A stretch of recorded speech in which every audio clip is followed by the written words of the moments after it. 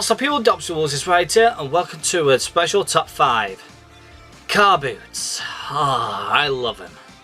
Now for the people around the world that don't have a clue what a carboot is, I'll explain it really quickly. A carboot is pretty much this. In the morning, you put all your belongings that you do not want anymore and you cannot sell it on eBay or anything like that. You put it in your car, you drive to a massive field where a lot of others have got the same idea. You put a big massive table in front of your car, put your stuff on it and sell it to random people for a little bit of money just to make a bit of profit. Now, in America and the States, they have another thing that's pretty much similar to that, which is like a swamp meet or a yard sale. But today, I'm British, so I'll be talking about car boots. Now, like I said, I freaking love car boots, really do. You can find so much amazing stuff for a good bit of money and quite cheap as well if you're lucky. But there is a lot of things I absolutely despise about a car boot, and really if I had hours to talk about it, this top 5 actually won't be a top 5 at all. It'll probably be the top 10, top 50 to even the top 100 things I hate about the car boots, because there's a lot of them. And it's not just because of my fault, it's because there's scumbags that are like that in these car boots, and it's not their fault, it's just how they were lived like that. So if you're one of them type of people, screw you, I don't want to talk to you because you're an arsehole. But anyhow, this is my top 5 of the most hated things I hate about in a car boot. So let's get this started. Number 5 is having a seller who buys stuff off another seller and sells it as their own on the same day. Now you want me to simplify that very quickly, I will simplify it for you. Pretty much every single seller in a car boot gets their stuff ready at 4 o'clock in the morning from home, putting all their stuff in their car, driving to a field and display it and wait until 6 o'clock in the morning to get it all sold out. But then there's always the one who will do the same thing except for not displaying their stuff. They'll leave their stuff inside their car and they will walk around all over the car boot and pick up anything they think that they can sell and flip it for even more money on their own stall. I've witnessed this before. Now, I've witnessed people buy teddy bears to collectible paintings, to very collectible video games, to movies, to chairs, to furniture, to anything unimaginable, and selling it for at least double the price. So let me explain. You find a PS4 box with a remote control and the guy was selling it for 50 quid. This person buys it, takes it to his own stall and writes down a little label saying £100. That's what happens, and it pisses me off royal style, because there's no need for it, because these people are trying their hardest to try and sell things just so they can get some money in their pockets, because there's nothing else to do. And then you have these scumbags who think, I ain't got nothing really to sell, so hell with it, I'll go to a car boot with nothing in my back of my car, buy somebody else's, take it to mine, double the profit, I'm all good. Them people are absolute scumbags. Seriously, I'm calling them people out. They're scumbags of the earth. Have some dignity in yourself and sell your own shit, nobody else's. Get it real, will ya? Number 4 are extreme hagglers. Now, you might be thinking, haggle, what does haggle mean, Dobbsy? I'm not really known for that type of words. Haggling is pretty much making things a little bit cheaper for yourself and for the other seller. Now let's just say that there was an item, let's say, I don't know, let's say about a stack of these Pokemon cards, and the guy wanted £5 for it. So pretty much you go ahead and look at it and everything. It's like, okay, there's a few good cards here, there's some bad ones here. What's your very best offer? This is what I say. What's your best offer? And he may say, okay, I'll sell them for £4 to you. And you probably think, okay, I can do 3 quid for it. And then you start haggling, so he'll say, okay, I'll give you £3.50 for it. Deal! Okay, I'll take it. Bit of money for myself, and he's got a bit of money for himself. But the ones that are absolute scumbags of the earth who do this are literally, they do exactly the same thing as I do. Do that really quick, very modest. They know what they are. They ask the same thing, how much is it? They say £5. Okay, they'll look at it for a second. And then they say, will you offer a quid for it? Or even 50p for the lot. That's extreme haggling, because it's so low down, you might as well set this on fire in front of their eyes, because that's it. It's pretty much the saying that your stuff is worthless, and it's quite disrespectful. Because you have these people who, some of these people who sell their stuff are literally in the bottom of their own barrel. Sometimes they are struggling on money, some people just like doing it for fun, but the people who want to buy this stuff and doing these extreme haggles are really, must be, number one, high on something, two, absolutely insane, or three, don't give a damn who you are, they just want it for nothing. And I've seen it witnessed before. I've even had it witnessed before in my own family. My father had himself a, I think it was a powered lawnmower, and he was selling it for, I think it was like 40 quid. And this guy came up to him, how much was it? Said the same thing, 40 quid. And the guy says, I'll give you £5, you need it more than I do. My father blew a freaking casket. Literally, his face went red as Ric Flair when he's running out of oxygen.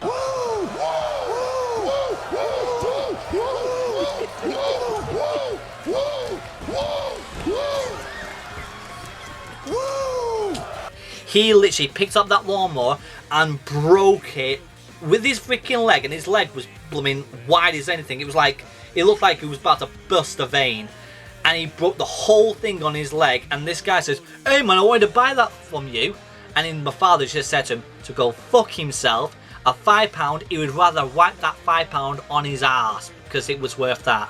My father, literally from that very day, my father has never done any car boot selling in his life after that day, because it was absolutely insane. And I've seen it still happen to other people in my day of age now.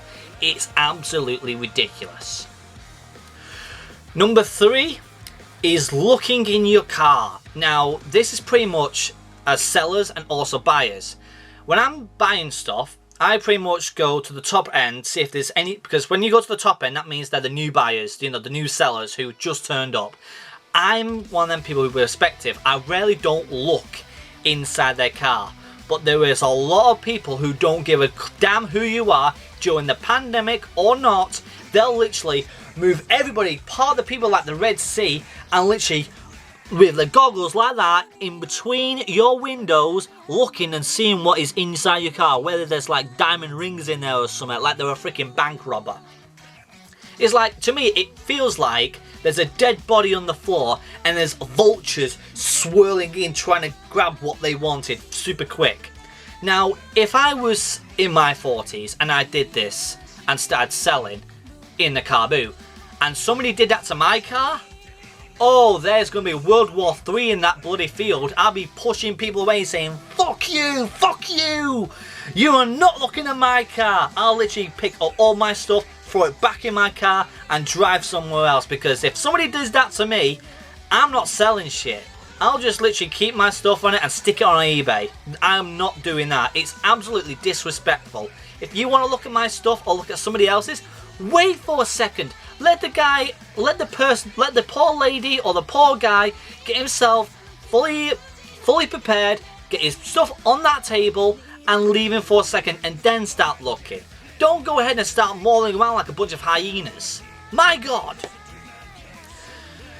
Number 2 is a very big one.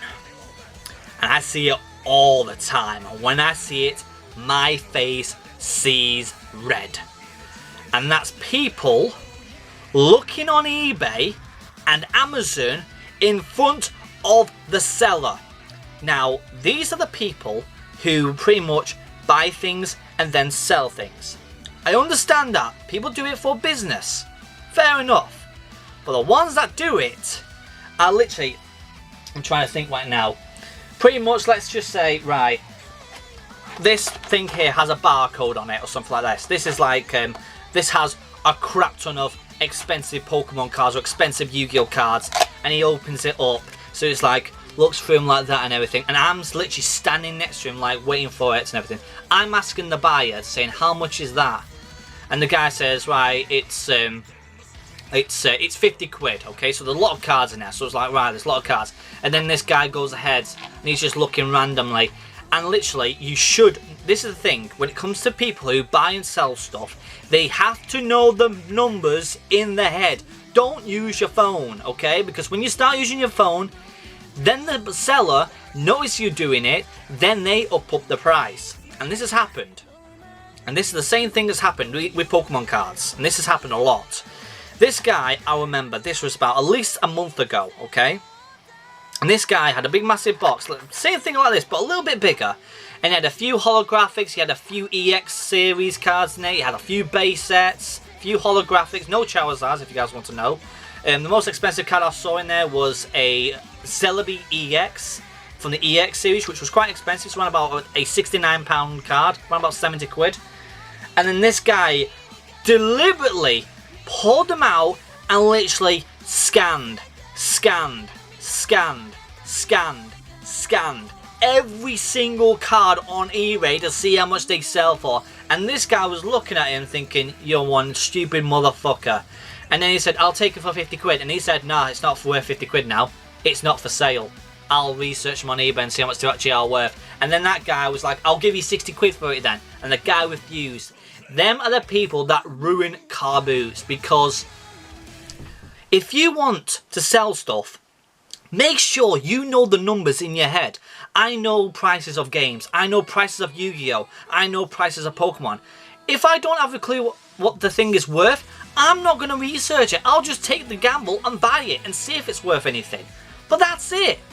If you want to start that type of career and start buying and selling things on eBay or on Amazon, make sure you know what they're worth before you whip out that phone. If you whip out that phone, good luck to yourself, because them people are going to spot you like a freaking sore thumb super easily. So I understand people can go ahead and research it later on. That's the thing I don't mind. It's when they're doing it in front of the person. So like, let's just say you like somebody finds himself Castlevania Symphony of the Night on the PS1 and it's immaculate condition. The guy wants it for £100. I already know that thing is worth at least 150 to 200. But this guy will walk away, look on eBay, okay, that's how much it's worth, and go back. And fair enough, sometimes 9 out of 10, I've already bought it and buggered off, and that guy's like that. What have I done? That's the thing I hate about them, because sometimes they're wasting my time, but it's also wasting that person's time for selling it. I hate it. But the last thing, the other thing I want to talk about as well, besides that about eBay and everything, is the people that sell things as eBay. This is the same thing. This is number 2. Besides the people who research it on eBay and seeing how much it's worth selling, that's the seller's side. For the buyer's side. For the sellers, selling things as eBay and Amazon prices or shop prices in a Carboot. If you want to sell things at the same price as eBay, Amazon, or in a shop, sell them in a shop or sell them on eBay. Don't go and try and sell the same thing at the same price in a freaking field.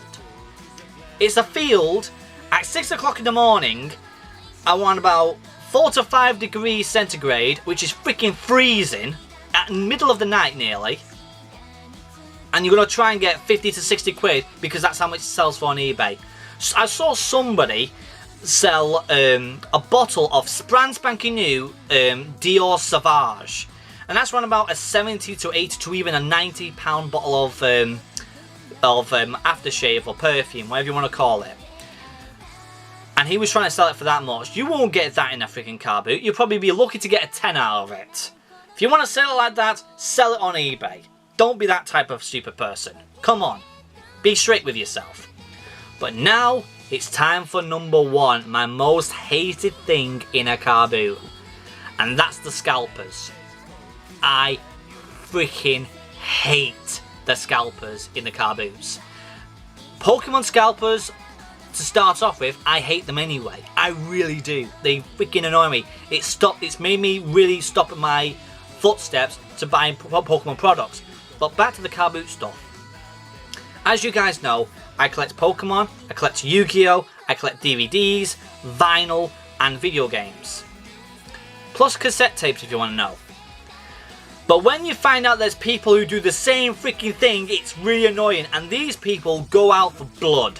They're coming out with their freaking knives, their teeth, their nails, and they're going to claw every single person in front of them just so they can get it all. Now, for me, I buy things that I do not own.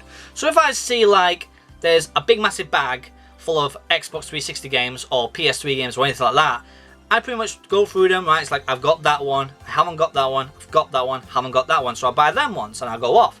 These ones who don't have a clue what they're looking for, or don't actually have a clue because they know it's worth the money because they're up in the ratings of the most wanted things in the world, they'll just walk up to you saying, how much are them games? Okay, £3 a pop. There's 10 games there. And it's like, right, how much do you want for the lot then?